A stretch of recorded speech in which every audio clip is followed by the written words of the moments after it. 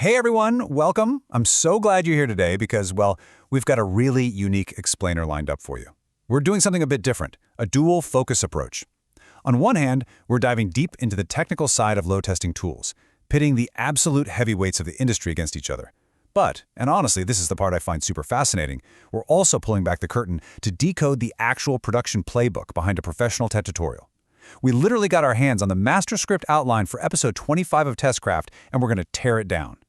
We'll see exactly how they structure, produce, and promote this kind of dense technical knowledge. It's basically a masterclass in both software engineering and content creation rolled into one.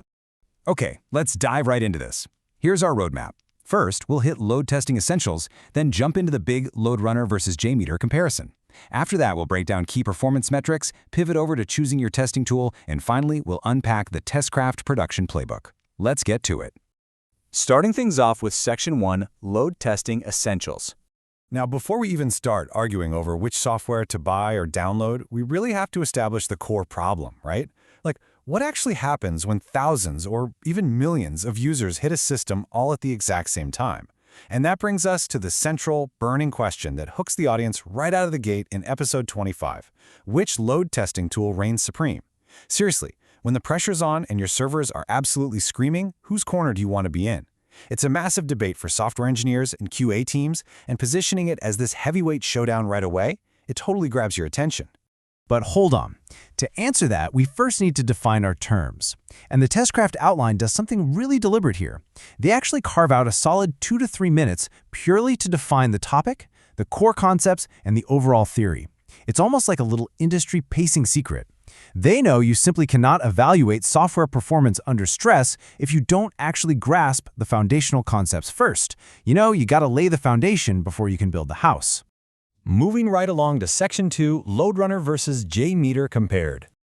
All right, this is the main event. We are looking at two completely different philosophies when it comes to software tooling. In one corner, we've got LoadRunner, and the outline defines it with 3 very clear tags. It's enterprise grade, it's expensive, and it is incredibly powerful. It's your top-tier, heavy investment kind of approach. Then on the complete opposite side of the spectrum, we have JMeter. JMeter's open source, it's community-driven, and it is highly flexible. So you're essentially trading that pricey, out-of-the-box enterprise polish for community-backed adaptability. Figuring out when to use which tool? Well, that's the entire crux of their technical argument. Next up, Section 3, Key Performance Metrics. So whether you go with the giant enterprise tool or the flexible open source one, we still have to figure out, how do we actually quantify this? How do we measure performance under stress? Testcraft distills this massive, super complicated field down into just 3 vital metrics. First up, response time. Basically, how fast is the system reacting? Second, throughput.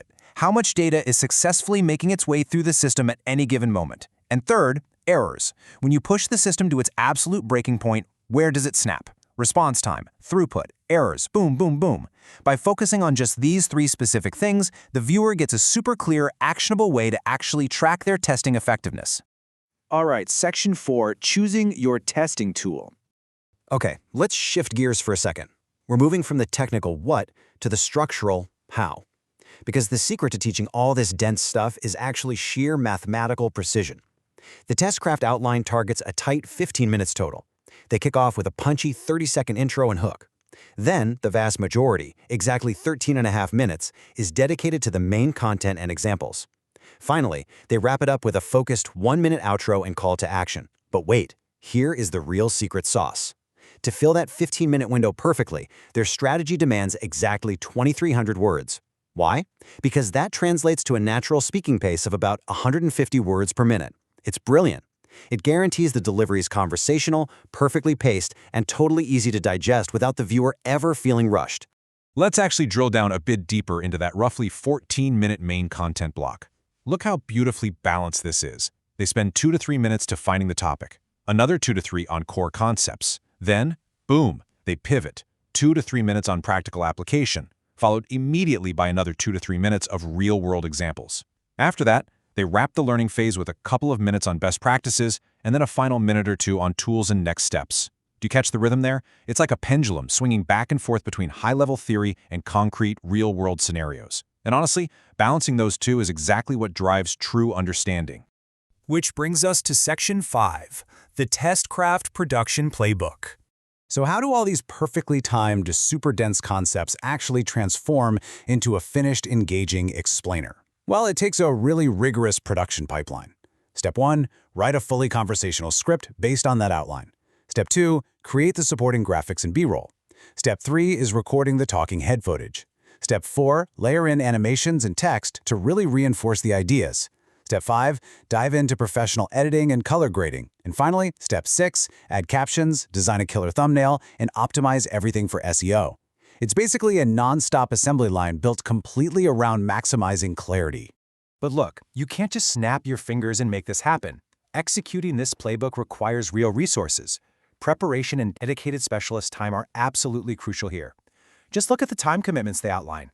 Expanding that script takes a solid 2 to 3 hours. Recording the footage? That's another 1 to 2 hours. Editing takes another 2 to 3. And notice, they aren't trying to do this all solo. The playbook explicitly brings in specialists, a graphics designer for the infographics, and a dedicated video editor. It's a calculated, very deliberate investment of time and highly specialized skills. And the crazy part is, the strategy doesn't even end when the video is exported. Testcraft has this built-in promotion engine. From that single 15-minute video, they squeeze out an entire ecosystem of content. They extract 3 to 5 punchy sound bites. They turn the core concepts into a swipeable LinkedIn carousel. They shoot a vertical clip for an Instagram reel. They even weave the key takeaways into a Twitter thread. It's a perfect example of how one solid, well-structured master framework can feed an entire multi-platform strategy. So we've walked through the heavyweight matchup of LoadRunner versus JMeter, and we've decoded the absolute mathematical precision of the Testcraft playbook. You've seen the technical metrics, and you've seen the production metrics. So I'll just leave you with this one thought. You have the tools, you have the production playbook. What master strategy are you going to craft next? Thanks so much for hanging out with me for this explainer, and as always, keep learning.